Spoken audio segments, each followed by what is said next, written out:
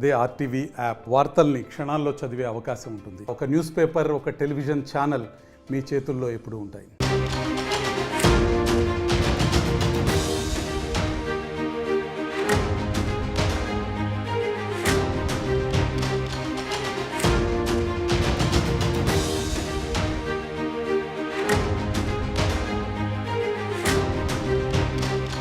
Breaking news చూస్తున్నారు. ఆ breaking text ని మీకు చూపించే ప్రయత్నం చేస్తున్నాం. ఆంధ్రప్రదేశ్లో తెలుగుదేశం పార్టీ కూటమిగా బంపర్ మెజారిటీ సాధించింది. అయితే ఇప్పుడు అందరి చూపు మంత్రులు ఎవరు అనే దాని మీద. ఆ మంత్రులు ఎవరు అనే అంశానికి సంబంధించి ఈ రోజు మీకు చూపించే ప్రయత్నం చేస్తున్నాం. ఏపీ కేబినెట్ కూర్పుపై తీవ్ర చర్చ జరుగుతోంది. కొత్త మంత్రులు ఎవరు అనే దాని మీద ఆసక్తి నెలకొంది. ఈ నేపథ్యంలో బంపర్ మెజారిటీ రావడంతో భారీగా ఆశావాహుల సంఖ్య పెరుగుతోంది. సామాజిక వర్గాలు, జిల్లాల వారీగా మంత్రి పదవులకు సంబంధించి జనసేన, బీజేపీకి ఎన్ని కేబినెట్ బెర్తలు ఇస్తారనే దాని మీద ఇప్పుడు ఉత్కంఠకర చర్చ నడుస్తోంది. ఎస్సీ, ఎస్టీలోనూ అత్యధికులు గెలుపొందారు. కత్తి మీద సాములా మారిందని చెప్పుకోవాలి కేబినెట్ కూర్పు. ఏపీలో కేబినెట్ కూర్పు మీద ఇప్పుడు తీవ్రమైన చర్చ జరుగుతోంది.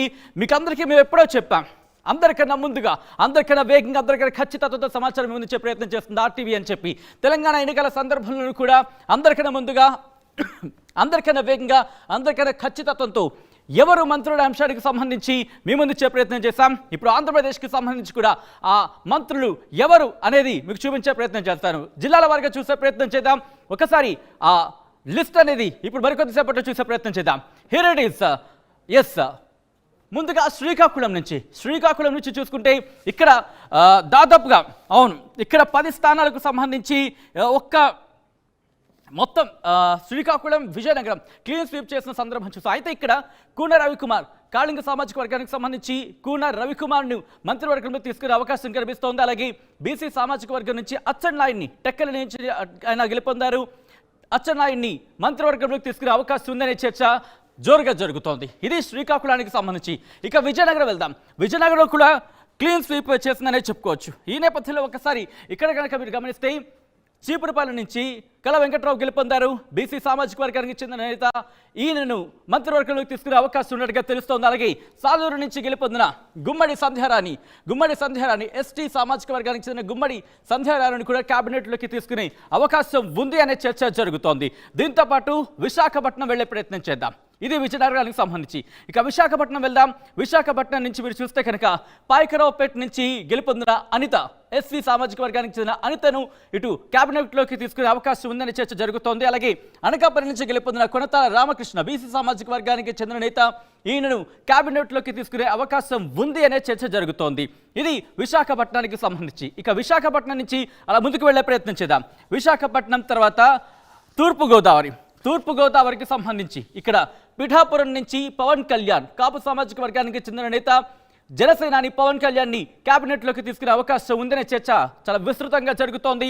అలాగే రాజమండ్రి రూరల్ నుంచి కమ్మ సామాజిక వర్గానికి చెందిన బుచ్చయ్య చౌదరిని ఇటు కేబినెట్లోకి తీసుకునే అవకాశం ఉంది అనే చర్చ జరుగుతోంది.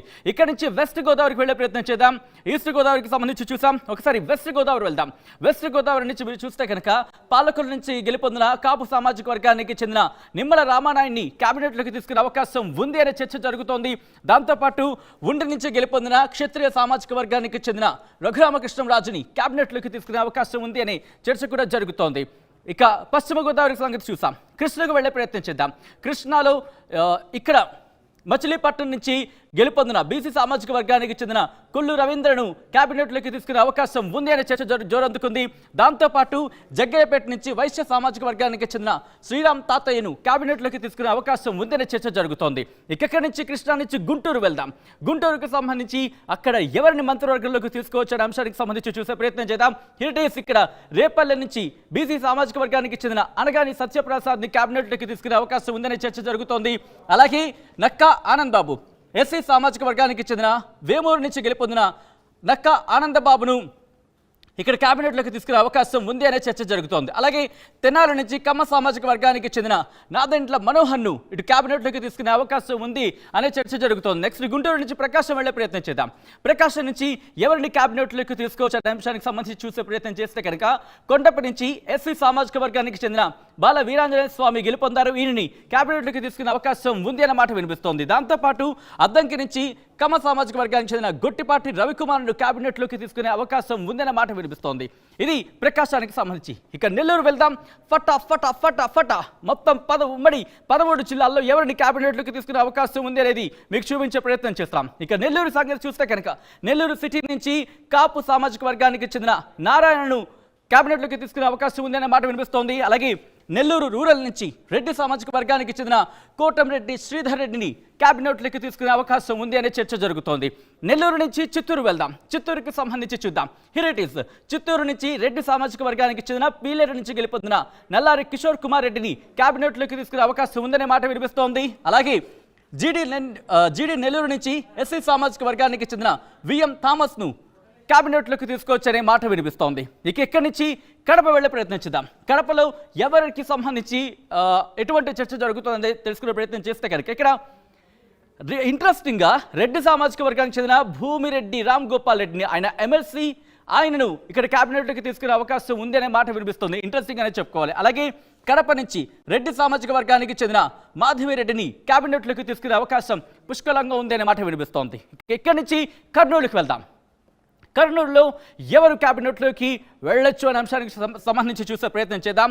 Here it is. కర్నూలుకు సంబంధించి చూద్దాం. కర్నూలులో రెడ్డి సామాజిక వర్గానికి చెందిన బనగానపల్లి నుంచి గెలుపొందిన బీసీ జనార్దన్ రెడ్డికి సంబంధించి ఈయన కేబినెట్లోకి తీసుకునే అవకాశం ఉందనే మాట వినిపిస్తోంది. అలాగే నంద్యాల నుంచి మైనారిటీ వర్గానికి చెందిన ఎన్ఎండి ఫరూక్ని కేబినెట్లోకి తీసుకునే అవకాశం ఉంది అనే మాట వినిపిస్తోంది. ఇక అక్కడి నుంచి కర్నూలుకి నుంచి అనంతపురం వెళ్దాం. అనంతపురం సంబంధించి ఎవరు కేబినెట్లో ఉండొచ్చు అనే అంశానికి సంబంధించి చూసే ప్రయత్నం చేద్దాం. Here it is.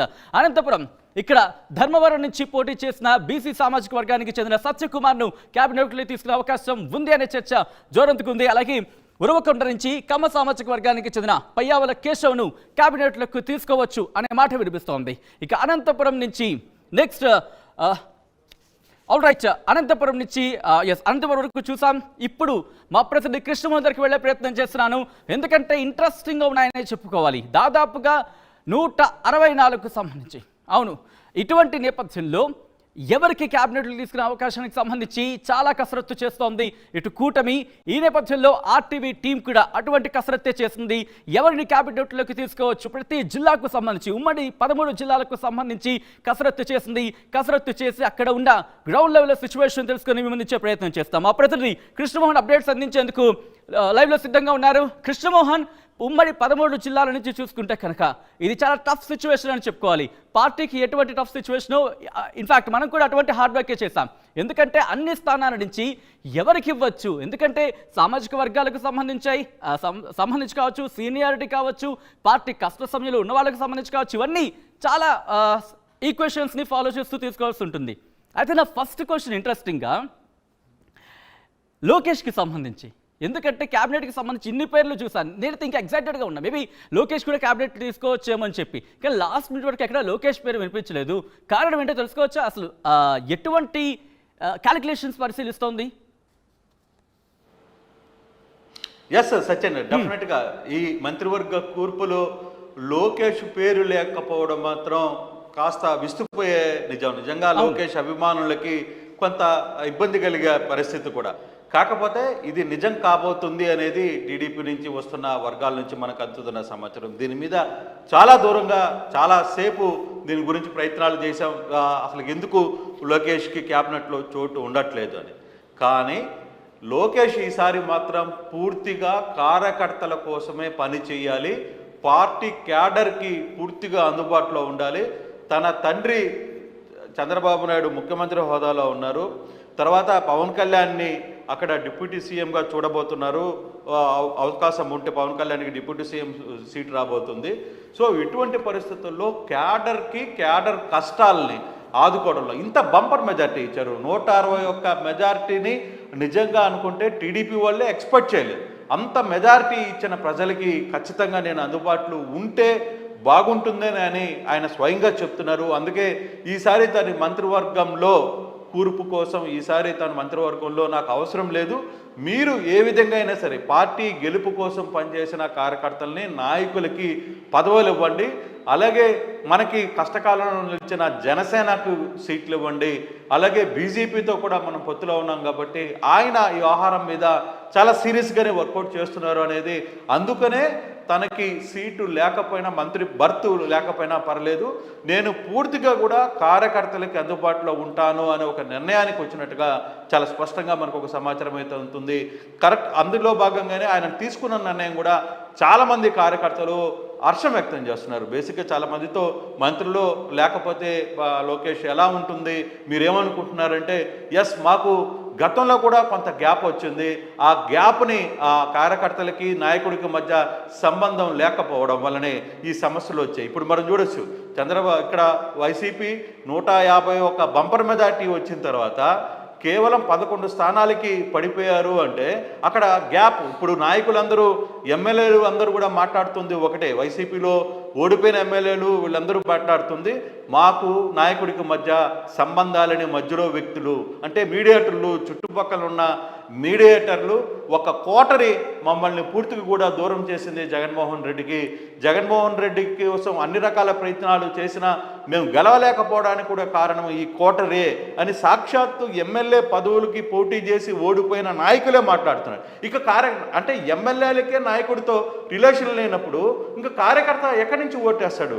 కార్యకర్త ఎవరి దగ్గరికి వెళ్ళాలి? తన కష్టానికి చెప్పుకోవాలన్నా, తన నష్టానికి చెప్పుకోవాలన్నా ఎందుకు ఎక్కడికి వెళ్తాడు అనేది అర్థం కాని పరిస్థితి. ఎమ్మెల్యేలే రోడ్ల మీద బయట కనీసం కూర్చోమని చెప్పే అధికారులు కూడా సీఎంఓలో లేకపోవడం వలన మేమంతా ఓడిపోయాం అని చెప్పి మాట్లాడుతున్న పరిస్థితి మనం చూసాం. జక్కంపూడి రాజా చాలా క్లియర్గా చెప్పారు, జరుగుతున్న ల్యాప్సెస్ ఎక్కడైతే జరిగింది, ఎందుకు ఇంత ఘోర పరాభవం మూట కొట్టుకున్నామంటే కారణాలు ఇవే. చుట్టూ ఉన్న కోటరీ ఏం చెప్తుందో నాయకుడికి చెప్పదు, నాయకుడు ఏం చెప్తున్నాడో ఈ కోటరు డైరెక్ట్గా కార్యకర్తకు కావచ్చు, నాయకుడికి కావచ్చు తెలియకపోవడం. ఈవెన్ ఒక ఎమ్మెల్యేనే ఆ స్థానానికి పోలేకపోతే అక్కడ పరిస్థితి ఏముంటుందో చాలా అర్థమవుతున్న పరిస్థితి. సో ఇటువంటి సిచ్యువేషన్నే లోకేష్ చాలా క్లియర్గా అర్థం చేసుకున్నారు. ఇటువంటి పరిస్థితులు రాకూడదు, కార్యకర్తలు ఎన్ని ఇబ్బందులు పడి ఈసారి కూటమిని అధికారంలో తీసుకురావడానికి, తెలుగుదేశం పార్టీని అధికారంలో తీసుకురావడానికి ఎన్ని తమ ప్రాణాలని అడ్డంగా పనంగా పెట్టి ఈరోజు ఆ వర్కౌట్ చేసుకున్నారు కాబట్టి మాకు ఇంత బంపర్ మెజార్టీ వచ్చిన పరిస్థితి.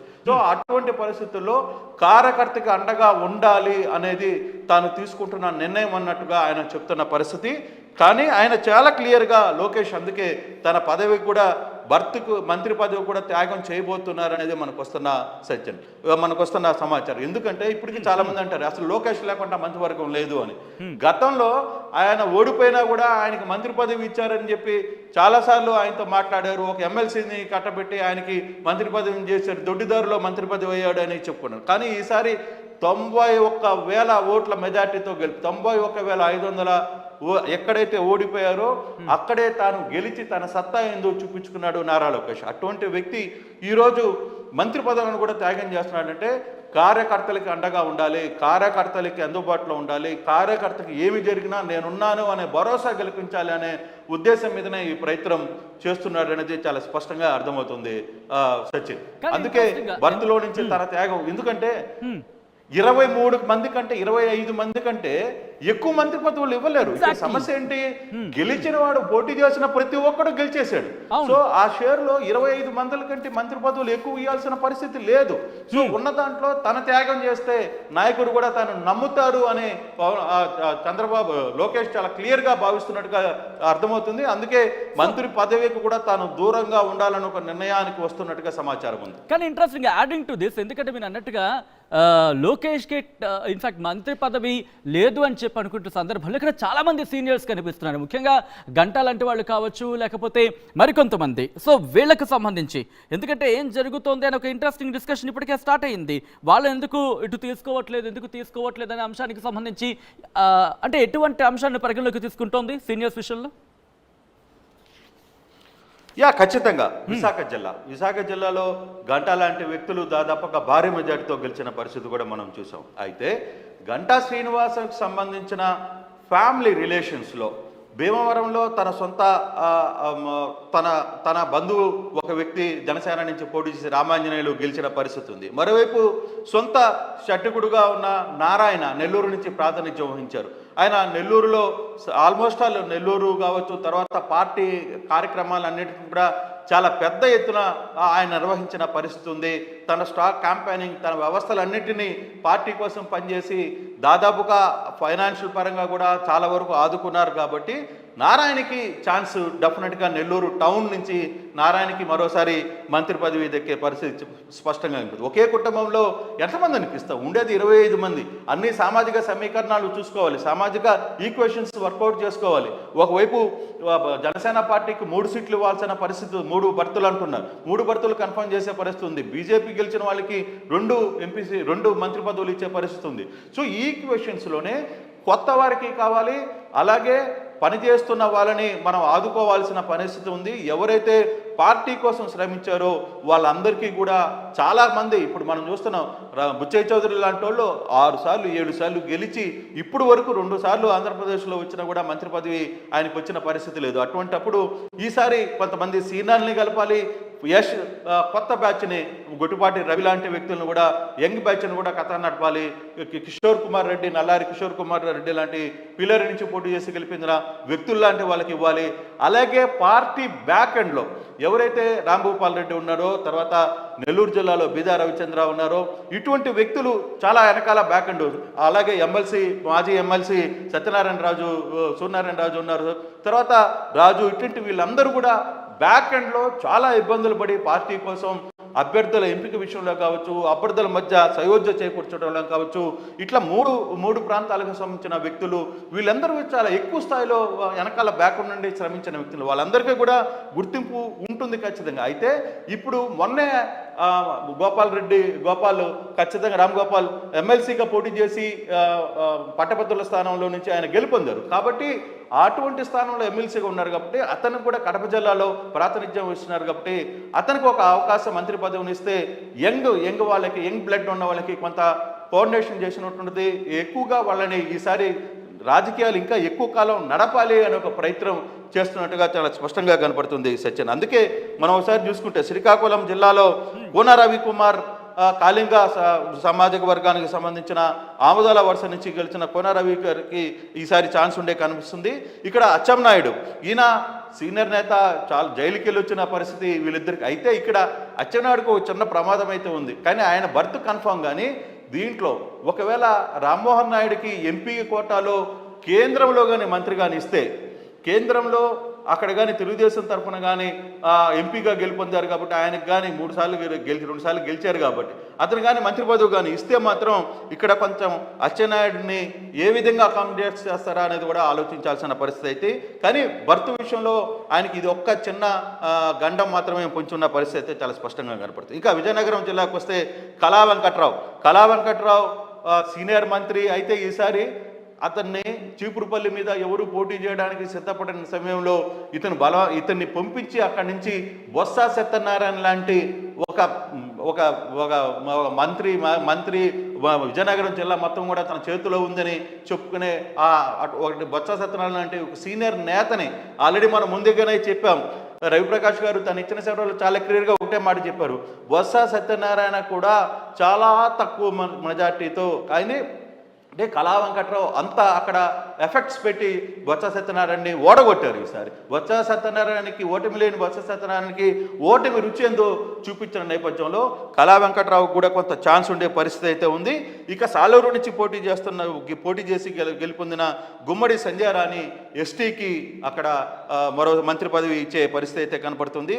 ఇక విశాఖ జిల్లాలో అనిత, పాకిరావుపేట నుంచి పోటీ చేసిన అనిత ఎంత కష్టపడిందో తెలుసు. ప్రజలు చాలా వరకు ఆమె మీద ట్రోలింగ్స్ కావచ్చు, ఆమె మీద కేసులు కావచ్చు, తర్వాత వైసీపీ మహిళా నేతలు కావచ్చు, అక్కడ ఉన్న నేతలు ఆమె గురించి మాట్లాడిన తీరు కావచ్చు, ఇవన్నీ తట్టుకుని మహిళా అధ్యక్షురాలుగా ఆమె పార్టీ కోసం సేవలు, ఆమె చేసిన సేవల్ని గుర్తించినట్టుగానే కొంత సమాచారం అయితే ఉంటుంది. అందుకోసం అక్కడ అనితకి బర్త్ కన్ఫర్మ్ అవుతుంది. మరోవైపు అనకాపల్లి నుంచి కొనతాల రామకృష్ణ, ఎవరైతే గౌర సామాజిక వర్గానికి సంబంధించిన కొనతాల రామకృష్ణారో ఆయన జనసేన పార్టీ నుంచి పోటీ చేశారు. గతంలో ఈయన కాంగ్రెస్లో కూడా మంత్రిగా పనిచేసిన అనుభవం ఉంది, సీనియర్ వ్యక్తి కాబట్టి జనసేనకి ఇవ్వాల్సిన 3 బర్తుల్లో కొనతాల రామకృష్ణ పేరు కూడా ఉంటుంది అనేది ఒక సమాచారం ఉంటుంది. ఇక తూర్పుగోదావరి జిల్లాకు సంబంధించి చూసుకుంటే ఇక పిఠాపురం నుంచి పవన్ కళ్యాణ్కి డిప్యూటీ సీఎం ఖచ్చితంగా ఇస్తున్నారు అనేది ఒక సమాచారం అయితే తెలిసింది. ఇది అందరికీ తెలిసిన పరిస్థితి. ఇక్కడ రాజమండ్రి రూరల్, ఇందాక నేను ముందుగానే చెప్పాను, రాజమండ్రి రోడ్ నుంచి పోటీ చేసిన గోరంట్ల బుచ్చయ్య చౌదరి మొదటి సీటు కన్ఫర్మ్ చేసి అనౌన్స్మెంట్ చేసిన బోని మన బుచ్చయ్య చౌదరి. సో ఈ బుచ్చయ్య చౌదరి మొదటి అనౌన్స్మెంట్ ఈవీఎం దగ్గర నుంచి మొదటి రౌండ్ నుంచి కూడా అది వాళ్ళకి కలిసి వచ్చింది. అదే కాకుండా 6 సార్లుగా ఎమ్మెల్యేగా గెలుపొందారు. ఇది చివరి ఎన్నిక కాబట్టి అతనికి చాలాసార్లు చెప్తూనే వచ్చారు ఇది నా లాస్ట్ ఎన్నిక. కానీ ఈసారి అత్యధిక మెజార్టీతో అక్కడ గెలుపొందిన పరిస్థితి ఉంది. ఒక సీనియర్ కూడా అక్కడ ఇచ్చిన పరిస్థితి ఉంటుంది అనేది బుచ్చయ్య చౌదరి లాంటి వ్యక్తికి ఈసారి మంత్రి పదవి కన్ఫర్మ్ అయ్యే అవకాశాలు ఉన్నట్టుగా స్పష్టమవుతుంది. మరోవైపు పశ్చిమ గోదావరి జిల్లాలోనే నిమ్మల రామానాయుడు పాలకొల్లు నుంచి పోటీ చేశారు. ఆయన వరుసగా పోటీ గెలుపొందు వచ్చారు. చాలా ప్రజలకి అందుబాటులో ఉండే వ్యక్తి. ఈసారి ఎటువంటి పరిస్థితుల్లో అతనికి రామానాయుడికి ఇవ్వాలని చెప్పి పార్టీ వర్గాలు భావిస్తున్నాయి. మరోవైపు రఘురామకృష్ణరాజు ఉండి నుంచి అంటే తెలుగుదేశం అసలుకి ఊపిరికి తాగడానికి త్రిపులార్ ఎట్లా చేశాడు అనేది అంటే వైసీపీలో ఎంపీగా గెలుపొంది నర్సరాపేట ఎంపీగా గెలుపొంది మళ్ళీ అక్కడ ఇమ్మీడియట్గా అక్కడి నుంచి ఏదైతే ఒక అంటే జైలుకి వెళ్ళి దెబ్బలు తిని చాలా ఇబ్బందులు పడి అతను వైసీపీ మీద మొట్టమొదటిగా గలం ఇప్పి తర్వాత వైసీపీలో జరుగుతున్న వ్యవహారాలన్నీ బయటపెట్టి తెలుగుదేశంలో చేరి చివరికి అతనికి ఎంపీ సీటు కూడా రాకపోతే ఉండి నుంచి పోటీ చేసి అక్కడ అత్యంత మెజార్టీతో గెలుపొందిన త్రిపురారు కూడా ఈసారి బర్త్ కన్ఫర్మ్ అని చెప్పి చెప్తున్నారు. అయితే మొదటి నుంచి బర్త్ కాల గవర్నమెంట్ కానీ వస్తే అతనికి స్పీకర్ పదవి ఇచ్చే అవకాశాలు ఉన్నప్పుడు కానీ ఆ విషయంలో మాత్రం చాలాసార్లు క్లియర్గా ఆయన ఒకటే మాట చెప్పారు. మనతో కూడా మాట్లాడుతూ స్పీకర్ పదవి నేను చేయలేను, ఖచ్చితంగా అవసరమైతే మంత్రిగా అవకాశం ఇస్తే మాత్రం తన సేవల్ని ఖచ్చితంగా నేను బాధ్యతగా నిర్వహిస్తానని చెప్పిన పరిస్థితుల్లో సో ఆ కోటలో రఘురామకృష్ణరాజుకి ఉండి నుంచి వచ్చే పరిస్థితి స్పష్టంగా కనపడుతుంది. ఇక కృష్ణా జిల్లా నుంచి కూడా చూసుకుంటే బీసీ సామాజిక వర్గానికి సంబంధించిన కొల్లు రవీంద్రను కూడా జైలుకి పంపించి చాలా ఇబ్బందులకు గురి చేసిన పరిస్థితి ఉంది. అతనికి సీటు కన్ఫర్మ్ అయ్యే పరిస్థితి కనపడుతుంది. అలాగే జగ్గయ్యపేట నుంచి వైశ్య సామాజిక వర్గానికి సంబంధించిన శ్రీరామ్ తాతయ్యకి కూడా బర్తు కల్పించే అవకాశం చాలా స్పష్టంగా కనపడుతుంది. అలాగే గుంటూరు జిల్లా నుంచి అనగాని సత్యప్రసాద్ ఎవరైతే రేపల్లె నియోజకవర్గం నుంచి బీసీ సామాజిక వర్గం నుంచి గెలుపొందారో ఈయన కూడా చాలా కాలంగా పార్టీకి సేవలు చేశారు. అలాగే అక్కడ ఎస్సీ మాలా సామాజిక సంబంధించిన వేమూరు నుంచి పోటీ చేసిన నక్క ఆనందబాబుకి ఛాన్స్ ఉంది. ఇక అలాగే దీంట్లో ఇంకొకటి ఏంటంటే నాదెండ్ల మనోహర్, ఖచ్చితంగా నాదెండ్ల మనోహర్ జనసేన గ్రూప్లో మొత్తం పార్టీ కార్యక్రమాలని జనసేనను తెలుగుదేశాన్ని దగ్గరుండి నడిపించిన వ్యక్తుల్లో నాదెండ్ల మనోహర్ కూడా ఒకరు కాబట్టి ఖచ్చితంగా అతనికి ప్రయారిటీ ఇచ్చే పరిస్థితి. అందులో అతను కమ్మ సామాజిక వర్గానికి సంబంధించిన వ్యక్తిగా ఉన్నారు కాబట్టి ఆయనకు కూడా బర్తు అవకాశం ఉంది అనేది చెప్తున్నారు. ప్రకాశం జిల్లాకు సంబంధించి డోలా బాల వీరేంజయ స్వామి ఎస్సీ కొండేపి సంబంధించిన వ్యవహారం, అలాగే గుట్టుపాటి రవికుమార్ ఎవరైతే అద్దంకి నుంచి పోటీ చేసి గెలుపొందారో వీళ్ళిద్దరికీ ప్రకాశం జిల్లా నుంచి ఛాన్స్ వచ్చే పరిస్థితి స్పష్టంగా కనబడుతుంది. నెల్లూరు జిల్లా నుంచి పొంగూరు నారాయణ సంగతి ఇందాకనే మనం మాట్లాడుకున్నాం. గంటా శ్రీనివాసరావు కావచ్చు వీళ్ళందరికీ దీనికంటే ముందు పార్టీకి చాలా బ్యాక్ ఎండ్గా ఉండి పార్టీ యాక్టివిటీస్ని పార్టీ వ్యవహారాన్ని మొత్తం కూడా నారాయణ నడిపారు కాబట్టి నారాయణకి ఖచ్చితంగా సీటు ఉండబోతుంది. అలాగే కోటమిరెడ్డి శ్రీధర్ రెడ్డి 2 సార్లు వైసీపీలో ఎమ్మెల్యేగా గెలుపొంది పార్టీకి అంటే అధికారంలో ఉండంగానే దాదాపుగా సంవత్సరం ఉన్న ముందే అక్కడ వైసీపీ మీద ఎదురు తిరిగి అధికారుల వ్యవహార శైలి అక్కడ అతను కూడా అదే చెప్పాడు. ఆ రోజు చాలా ఖచ్చితంగా పార్టీలో మొట్టమొదటిగా పార్టీ నుంచి డబల్ ఎమ్మెల్యేగా బయటకు వచ్చిన వ్యక్తులు కోటమిరెడ్డి శ్రీధర్ రెడ్డి చాలా బయటకు వచ్చి అధికారుల వ్యవహార శైలి ఇప్పుడు అధికారులు మాట్లాడుతున్నారు. ఇప్పుడు వైసీపీ ఎమ్మెల్యేలు ఓడిపోయిన ఎమ్మెల్యేలు అక్కడ ఉన్న కోటరీ గురించి మాట్లాడుతారు. కానీ ఈ వ్యవహారాన్ని శ్రీధర్ రెడ్డి 1.5 సంవత్సరం ముందే బయటకు వచ్చి మాట్లాడిన వ్యక్తులు ఆయన ముందుకు వచ్చారు కాబట్టి సో ఆయనకు కూడా రెడ్డి సమాజ వర్గంలో ఈసారి ఛాన్స్ ఉంది అనేది చాలా స్పష్టంగా అర్థమవుతుంది. ఇక చిత్తూరు జిల్లా నుంచి నల్లారి కిషోర్ కుమార్ రెడ్డి పిల్లేరు నుంచి గెలుపొందారు. ఆయన 2 సంవత్సరాలు లాస్ట్ టైం ఓడిపోయినప్పటికీ కూడా అక్కడే నిలబడి పోటీ చేసి చాలా ఇష్యూస్ని ఎదుర్కొని సో చిత్తూరు జిల్లాలో పార్టీ కోసం పనిచేసిన వ్యక్తుల్లో నల్లారి కిషోర్ కుమార్ రెడ్డికి రెడ్డి సామాజిక వర్గం నుంచి పీలేరు నుంచి గెలుపొందిన అతనికి సీట్ ఇవ్వబోతున్నారు. అలాగే థామస్ జిడి గంగాధర్ నెల్లూరు నుంచి కూడా డిప్యూటీ సీఎం వాళ్ళ కుటుంబాన్ని అక్కడ వాళ్ళ అడ్డాగా ఉన్న కుటుంబాన్ని దాన్ని ఓడగొట్టి అక్కడ ఎస్సీ సమాజ వర్గం నుంచి గెలుపొందారు కాబట్టి థామస్కి. అలాగే కడప జిల్లా ఇందాక నేను చెప్తున్నట్టుగా భూమిరెడ్డి రామ్ గోపాల్ రెడ్డి ఎవరైతే ఎమ్మెల్సీగా ఉన్నారో ఆయన బ్యాక్ ఎండ్లో ఎవరైతే పార్టీ కార్యక్రమాల్లో భారతీయ ఎలక్షన్స్లో బ్యాక్ ఎండ్లో చాలా వరకు రామ్ గోపాల్ రెడ్డి కావచ్చు, లేకపోతే బీదా రవిచంద్ర, నెల్లూరు జిల్లా నుంచి బీదా రవిచంద్ర కావచ్చు, అలాగే మన ఉండి దగ్గర నుంచి వచ్చే సత్యనారాయణ కావచ్చు, సూర్యనారాయణ కావచ్చు, రాజు ఎమ్మెల్సీ, మాజీ ఎమ్మెల్సీ, వీళ్ళందరూ కూడా కలిసి చాలా వరకు కూడా పార్టీకి బ్యాక్ ఎండ్లో పార్టీ కోసం నిలబడి కార్యకర్తల్ని, ఎమ్మెల్యేల మధ్య గ్యాప్ని, తర్వాత నాయకుల మధ్య గ్యాప్ని, వీటన్నిటిని సర్ది చేయడంలో చాలా వరకు సీరియస్గా ఉంది. మరి వాళ్ళిద్దరికి ఎందుకు ఇవ్వట్లేదు బీదాకి లేకపోతే రాజు కంటే? వాళ్ళు ఎమ్మెల్సీ పదవిలో లేరు, మళ్ళీ ఎమ్మెల్సీగా వాళ్ళిద్దరిని తీసుకోవాల్సిన పరిస్థితి, అందువల్ల కొంత ఆలస్యమయ్యే పరిస్థితి అయితే కనపడుతుంది. ఇప్పుడు కరెంట్ ఎమ్మెల్సీగా ఆయన పదవిలో ఉన్నాడు కాబట్టి రామ్ గోపాల్ రెడ్డికి ఖచ్చితంగా భర్తీ రాబోతుంది. ఇక మాధవిరెడ్డి కడప టౌన్లో ఇక్కడ ఇంట్రెస్టింగ్ క్వశ్చన్, ఎందుకంటే ఇప్పటికీ 133 ఎమ్మెల్యేల మధ్య ఇప్పుడు పోటీ ఉన్న నేపథ్యంలో ఒక ఎమ్మెల్సీని తీసుకోవడంతో మరింత, అంటే ఒక ఎమ్మెల్సీకి ఇవ్వడంతో ఇది మరింత ఇబ్బందికర వాతావరణం కాదా? అటువంటి ఆలోచన ఏమైనా చేస్తోందా? ఒక ఎమ్మెల్సీకి ఇవ్వడం అంటే బహుశా ఇవన్నీ ఆలోచించుకోవాలి 133 ఎమ్మెల్యే సందర్భంలో కూడా. ఖచ్చితంగా ఉంటుంది. డెఫినెట్గా ఈ క్వశ్చన్ రైజ్ అవుద్ది, మేము ఇంతమంది గెలిచాం కదా, మరి మీరెందుకు ఇది చేయలేదని. కానీ దీని వెనకాల కథ నడిపినప్పుడు మొట్టమొదటిగా ఎమ్మెల్సీ ఎన్నికలు కూడా పోటీ చేసిన సందర్భంలో, అంటే పూర్తిగా అధికారంలో ఉన్నప్పుడు వైసీపీ హవా రాష్ట్రం మొత్తం మీద నడుస్తున్న టైంలోనే అక్కడ అనంతపురం జిల్లా, అంటే చిత్తూరు, కడప, అనంతపురం, ఈ మూడు నియోజకవర్గాలకు సంబంధించి ఎన్నికల్లో, ఎమ్మెల్సీ ఎన్నికల్లో ఇతను తెలుగుదేశం పార్టీ తరఫున పోటీ చేసి అక్కడ వైసీపీని ఓడించిన వ్యక్తి. సో అంటే నీకు పార్టీకి ఎక్కడ ఉపయోగపడ్డారు, ఏ టైంలో పార్టీకి బూస్టప్ ఇచ్చారు, ఏ విధంగా వీళ్ళు వర్కౌట్ చేశారనే అంశాన్ని మనం మర్చిపోకూడదు. నేను ఆ విషయంలోనే అతను ఎమ్మెల్సీగా గెలుపొందాడు కాబట్టి అతనికి అక్కడ ఇచ్చే ఛాన్స్ కడప జిల్లా నుంచి చాలా వరకు పోరాటం చేసిన వ్యక్తుల్లో ఇతను కూడా మొదటి నుంచి ఉన్నాడు. పార్టీలో కార్యకర్తగా ఎదిగిన వ్యక్తి ఎమ్మెల్సీగా ఎదిగాడు, ఇతనికి అవకాశం ఇవ్వాలి అని. అందులో యంగ్ కొత్త కూటమిని లోకేష్ లాంటి వ్యక్తులు కొత్త తీసుకోవాలనుకున్న ప్రయత్నంలో భాగంగా ఖచ్చితంగా ఇతనికి ఎమ్మెల్సీ కడప నుంచి మంత్రి పదవి వస్తుందనేది ఒక సమాచారం ఉంది. అలాగే మాధవిరెడ్డి కడప జిల్లాలో కడప టౌన్ నియోజకవర్గం నుంచి ఒకవైపు డిప్యూటీ సీఎంని ఓడగొట్టి తన చరిష్మాతో తమ మాట తీరు లేకపోతే తన ధైర్యంతో కడప ప్రజలకి దగ్గరైంది. అక్కడ కూడా భారీ మెజారిటీతో ఆమె గెలుపొందిన పరిస్థితి. సో అటువంటి పరిస్థితుల్లో మాధవి రెడ్డికి బేసిక్గా తనకు అంటే లేడీ కూడా కావడం, అందులో రెడ్డి కూడా కావడం, కొంత ఆ కడప జిల్లాకి అటువంటి వాళ్ళు అవసరం, కొంచెం గట్టిగా మాట్లాడే వాళ్ళు, క్యాడర్ని నిలబెట్టుకునే వాళ్ళు అవసరం కాబట్టి పార్టీ కూడా వ్యూహాత్మకంగా ఈ ప్రయత్నం చేస్తుందని ఒక సమాచారం ఉంది. లేదు అక్కడ సీనియర్స్ లేరా? ఉన్నారు. వరదరాజు రెడ్డి లాంటి వ్యక్తులు ఉన్నారు, పొద్దుటూరు నుంచి 6 సార్లు గెలిపొందిన వ్యక్తులు ఉన్నారు. బీజేపీ నుంచి ఆదినారాయణ రెడ్డి అక్కడ పోటీ చేసి జమ్మలమడుగు లాంటి ప్రదేశాలు కూడా ఆయన గెలుపొందారు. నిజమే, వీళ్ళిద్దరు కూడా సీనియర్స్, గతంలో కూడా మంత్రులుగా చేసిన వ్యక్తులు.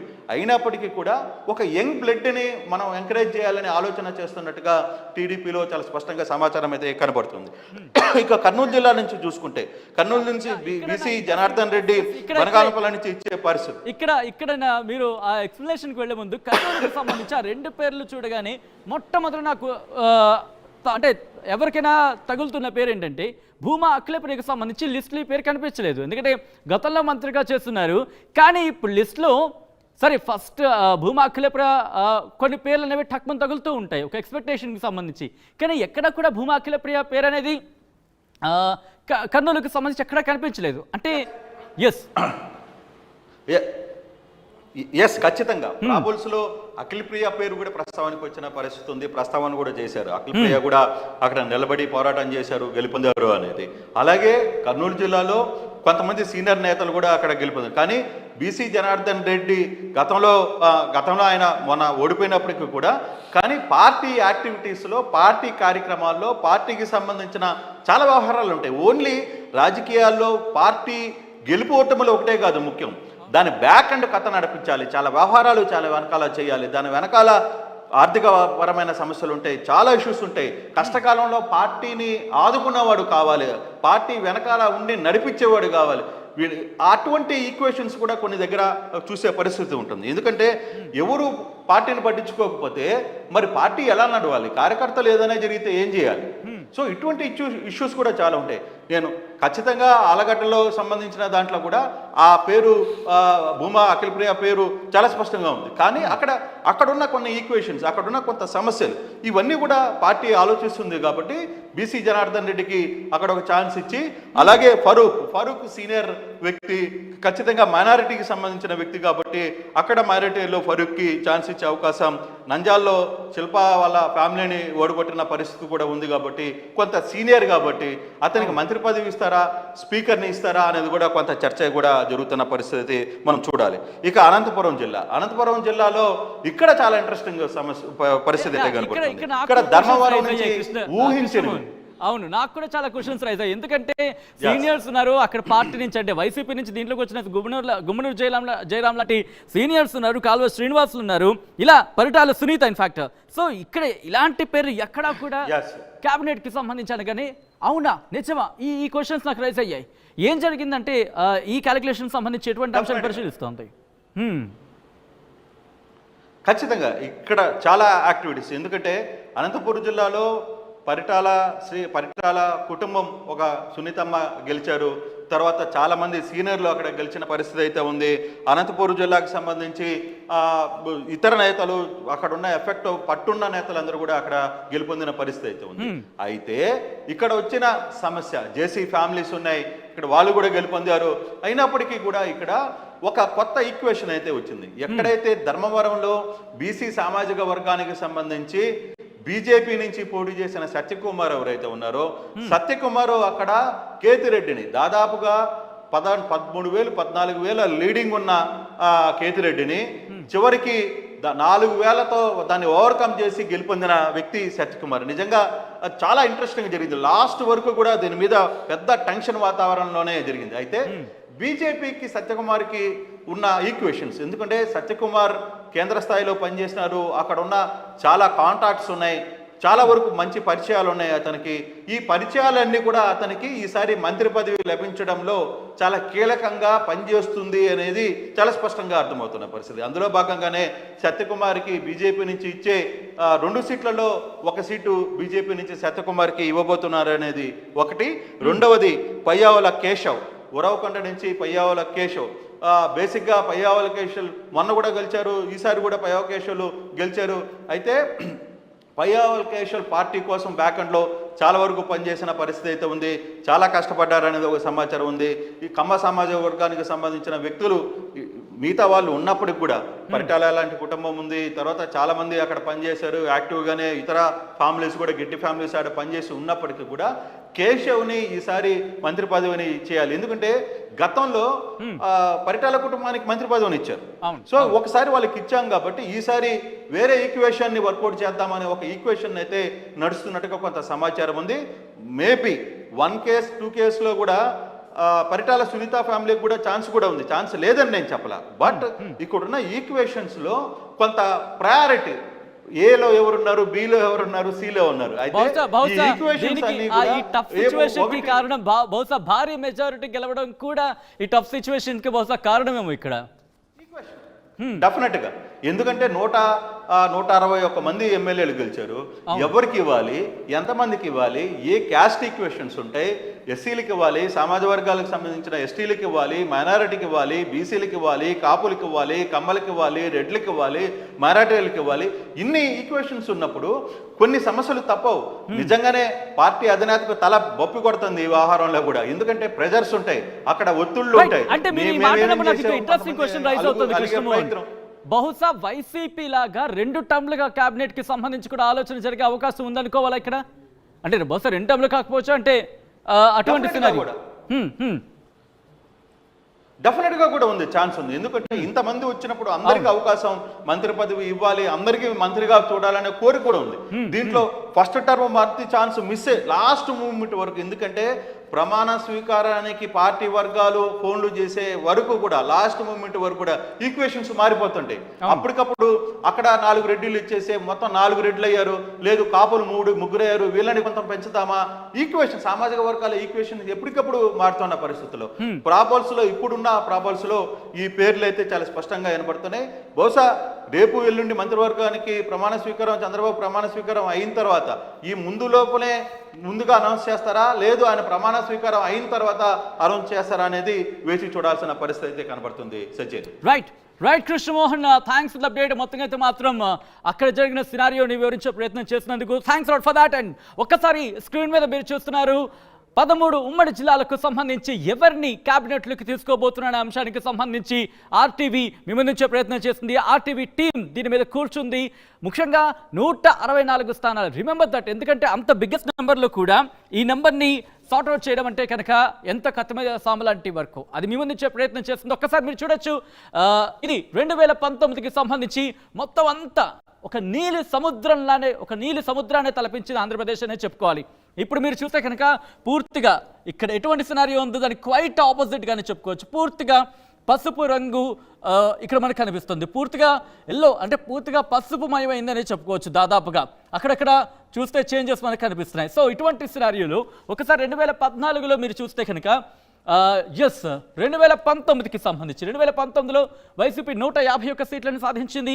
అప్పుడు తెలుగుదేశం పార్టీ 23 సీట్లకు పరిమితమైంది, జనసేన 1 సీటుకి పరిమితమైంది. సో ఇటువంటి సినారియో అదే 2024 రాబోతుకి ఒక్కసారి మీరు చూడొచ్చు మొత్తం ఎట్లా క్వైట్ కాంట్రాస్ట్గా మారిందో సిచ్యువేషన్. తెలుగుదేశం పార్టీ 135 స్థానాలని సంపాదించుకుంది, జనసేన 21, బీజేపీ 8